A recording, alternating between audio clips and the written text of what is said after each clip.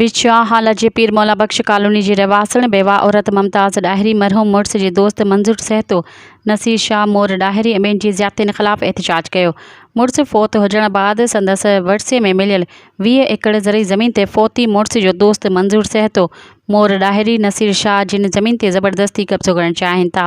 बेवा मुमताज़ बुरड़ो चयो त मंजूर सहतो पंहिंजनि साथियुनि सां गॾु मुंहिंजे मुड़स देह सलमान डाहिरी ॻोठ साण बंगलो में मिलियल ज़रई ज़मीन संदसि इजाज़त बग़ैर टुकरनि में विकिरो करे रहियो आहे।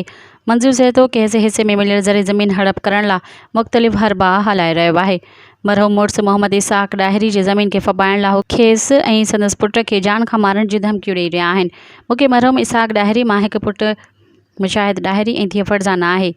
धीअ फरज़ाना 2 साल अॻु ताहिर चांडियूं खे पसंदि जी शादी करण बाद संदसि हुन सां को बि तालुक़ु न आहे। को मिल्कियत में हिन जो बि हिसो न आहे ऐं न ई रहंदो। हुननि IG Sindh DIG Hyderabad SSP खां मुतालबो कयो आहे त असांजी हिननि माण्हुनि मां जान छॾाई वञे ऐं असांजी ज़मीन जा कागज़ मंजूर सहतो खां ऐं नसीर शाह खां वठी ॾिना वञनि। मज़ीद ख़बरनि ऐं तफ़सीलात लाइ विज़िट कयो असांजी वेबसाइट www.awamiNewsHD.com ऐं ॾिसंदा रहो अवामी न्यूज़ HD।